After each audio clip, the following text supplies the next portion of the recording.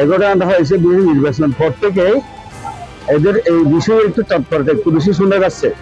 কিন্তু আমি কিন্তু উপলব্ধি মানে সামান্য করতে পারলেও আমি তেমন সেদিকে মাথা কামাই না আর কি।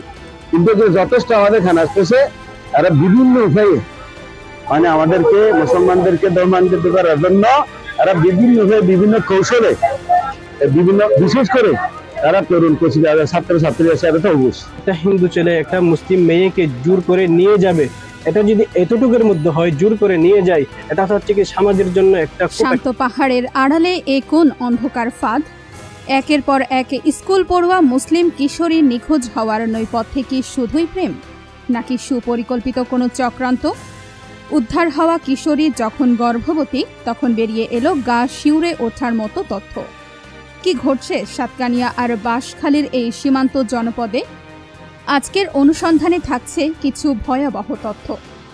নবম শ্রেণীর শিক্ষার্থী জোহাইতা আবেদিন ইরিন গত ৭ জুন স্কুলে যাওয়ার উদ্দেশ্যে বের হয়ে আর বাড়ি ফেরেনি। তার পরিবারের অভিযোগ তাকে সুপরিকল্পিতভাবে অপহরণ করা হয়েছে। এলাকার একটি সেলুনে কাজ করা টুটুল রায় নামের এক যুবককে প্রধান অভিযুক্ত করা হয়েছে, যে ঘটনার পর থেকেই দোকান বন্ধ করে পলাতক ছিল।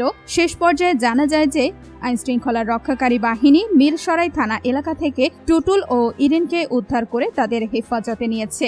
২. সাইমা আক্তার অপহরণ ও উদ্ধার। ১ জানুয়ারি তারিখে ১৪ বছর বয়সী সাইমা আক্তার নামের আরেক কিশোরী নিখোঁজ হয়। সাইমার বাবা মায়ের অভিযোগ, বাঁশখালীর পুকুরিয়া গ্রামের বিপ্লব দাস নামের এক হিন্দু যুবক তার কথিত সাধু বাবার সহযোগিতায় তাকে জোরপূর্বক তুলে নিয়ে যায়। স্থানীয়দের আন্দোলনের পর পুলিশ সাইমাকে একটি সিএনজি থেকে উদ্ধার করে এবং বিপ্লব দাসকে আটক করে। উদ্ধারের পর জানা যায় মেয়েটি অন্তঃসত্ত্বা। পরিবারের অভিযোগ ছিল পুলিশ প্রথমে অপহরণ বা শিশু নির্যাতনের মতো কঠোর ধারায় মামলা নিতে গড়িমসি করছিল। তবে পুলিশ নিশ্চিত করে যে নারী ও শিশু নির্যাতন দমন আইনে মামলা রুজু হয়েছে।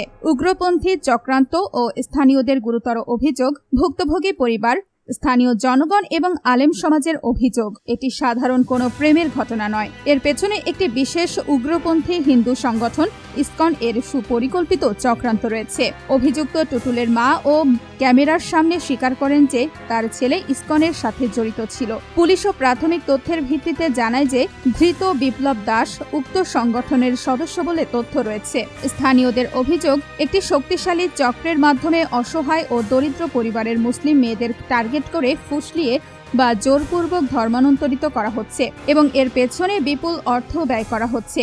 সাইমার বাবার অভিযোগ ছিল মুসলিম মেয়েদের হিন্দু বানিয়ে উক্ত সংগঠনের কাছে অপব্যবহারের উদ্দেশ্যে দেওয়া হচ্ছে। ত্রয়োদশ জাতীয় সংসদ নির্বাচনের পর থেকে এই চক্রের তৎপরতা বৃদ্ধি পেয়েছে বলে স্থানীয়রা জানান। এর ফলে শান্ত এই উপত্যকায় যে কোনো সময় বড় ধরনের সাম্প্রদায়িক বিশৃঙ্খলা তৈরি হতে পারে বলে আশঙ্কা প্রকাশ করে উগ্রপন্থী ওই সংগঠনের কার্যক্রম নিষিদ্ধ করার দাবি জানানো হয়েছে। এটা কোনো নির্দিষ্ট এলাকা বা জনগোষ্ঠীর সমস্যা না, রাষ্ট্র এবং বাংলাদেশের সার্বভৌমত্বের সমস্যা।